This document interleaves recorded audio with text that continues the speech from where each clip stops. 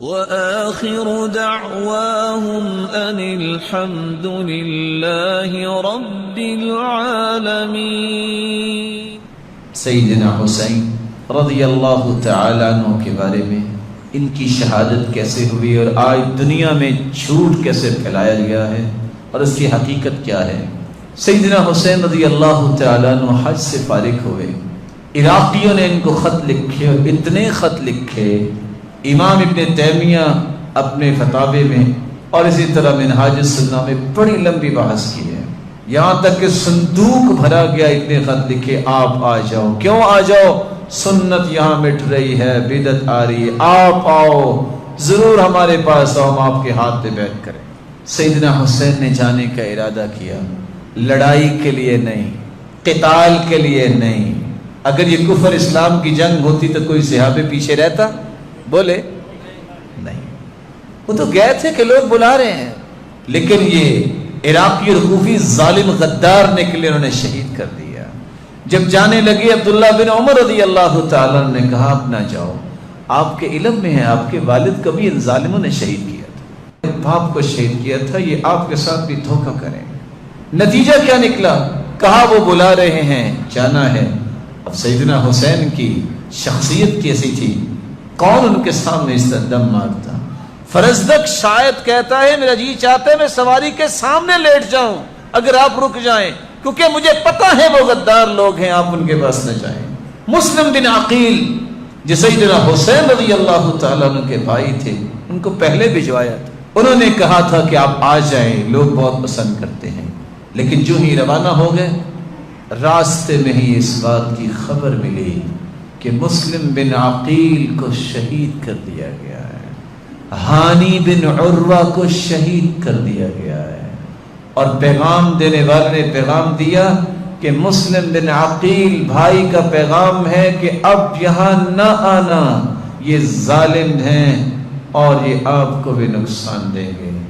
اور ہانی بن عروہ کے گھر میں تھے مسلم بن عقیل، اور اس ظالم نے عبید اللہ بن زیاد نے ان کو شہید کر دیا۔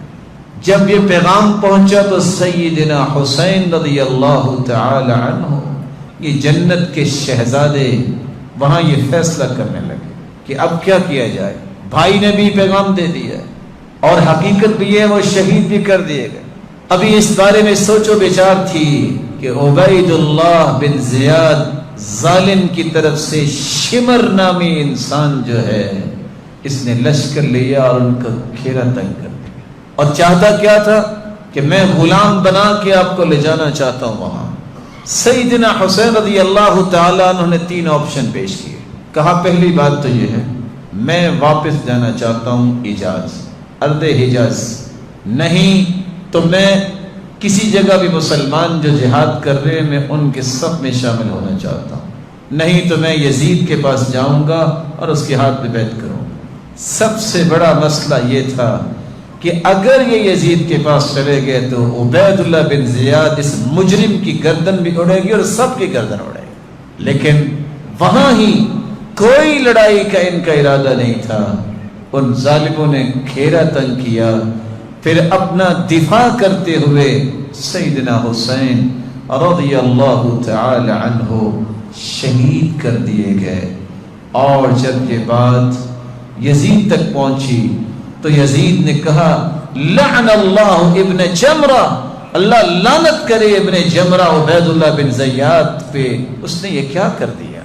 سیدنا حسین کے بھائی بتاتے ہیں کہ انہوں نے اسے دیکھ بھال کی اور مدینے تک پہنچایا، اور سیدنا حسین رضی اللہ تعالی عنہ کا سر مبارک مدینے لایا گیا، ان کے جسم کو جسد خاکی کو وہاں ہی دفنایا گیا۔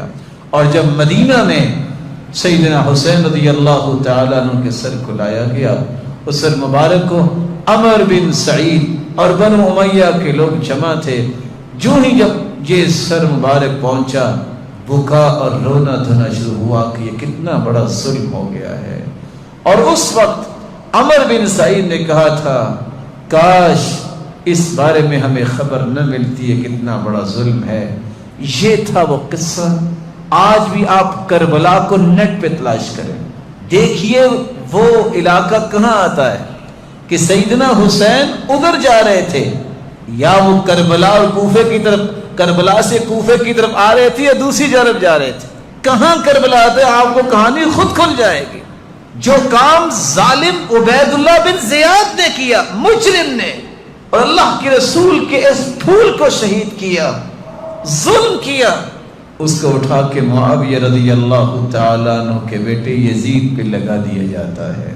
جبکہ حقائق دنیا کے اندر بہت ساری کتابیں ہوں گی، کسی کتاب میں آپ کو یہ بات نہیں ملے گی کہ سیدنا حسین رضی اللہ تعالیٰ عنہ کو یزید نے شہید کیا یا کروایا.